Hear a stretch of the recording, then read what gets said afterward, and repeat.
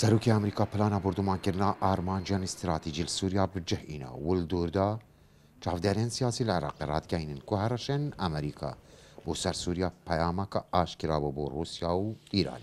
نعم أمريكا كقوة عظمى بله أمريكا وكي ولاتا مزن بريا بمباران ددجي سوريا دخواست بشكل جي بيام خوا بيجي هنا وان ولات كوي نهبرا نلقى البروجة وبلان أمريكا لهرمي بيشي إيران وروسيا اف بيام من هن اگر بيام من راستراز جبن لبيمان نویسکرین و بلگین زلاله رسائل غير الديف بوچونش روکارن سربازی کو مشکن ئەمریکا دوێ بردومانکردنێدا توی ئاستی دانەبوون کو مەترسی بێنە دەست نیشان کردن و ئەگەرە vê هێرشێ پەیامێن سیاسی الدیفدا هەبوون.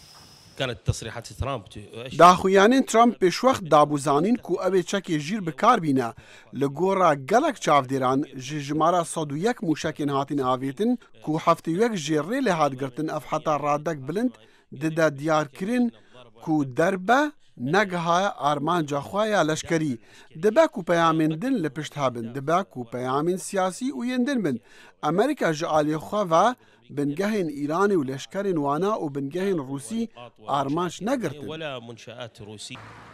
لە هەنێکی شەقاما عێراقی خوشحالیان خوب و بردومانکردنا سووریا دەربڕینش بەرکو ڕژێما سووریا تاوانبار لە قەڵەم دەدەن لەلایەنەکەن دن بردومانکردنا سووریا تاوانەکە نێف دەوڵەتی وەسف کردن. دەماکو ڕژێما سووریایە چەکێکی کیمیایی لە دژێ گەلێ خوا بەکار نەئینابایە هەر جارێ ئەو چەکێکی کیمیایی لە دژێ گەلێ خوا بەکارتینێ هەلبەت ئەف نەیە قبولکردن.